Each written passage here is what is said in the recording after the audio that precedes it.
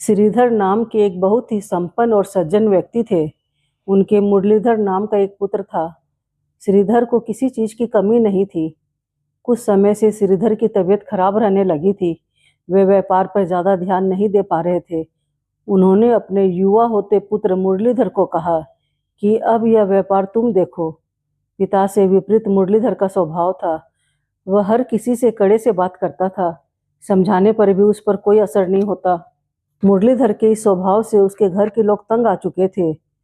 वह हर बात इतने कठोर तरीके से बोलता कि लोगों को चुभ जाती। इससे उसका व्यापार भी प्रभावित हो रहा था।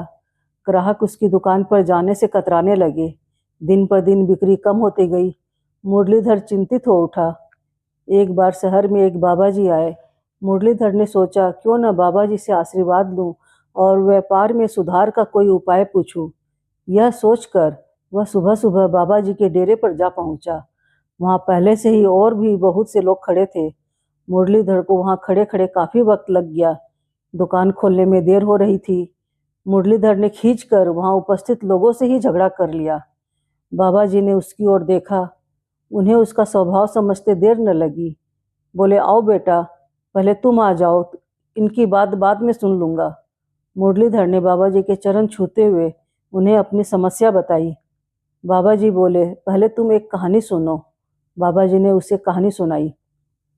एक धनी सेठ कई नौकरों के साथ यात्रा पर निकला। रास्ते में उसे प्यास लगी। उसने अपने एक नौकर को पानी की तलाश में भेजा। नौकर कुछ दूर गया। वहां एक कुआं था। एक अंधा व्यक्ति लोगों को जल पिला रहा था।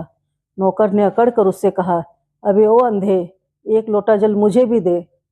अंधे ने भी उसी अकड़ से कहा, जा भाग यहाँ से, मैं तुझ जैसे मूर्ख बेवकूफ इंसान को पानी नहीं देता। नौकर को गुस्सा तो आया, लेकिन वह अंधे का क्या बिगाड़ सकता था। उसने वापस लौटकर सेठ जी को सारी बात बताई।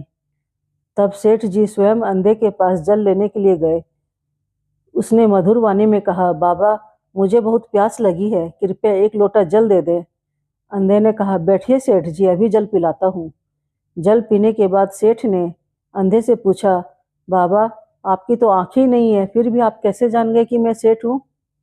तब अंधे ने कहा,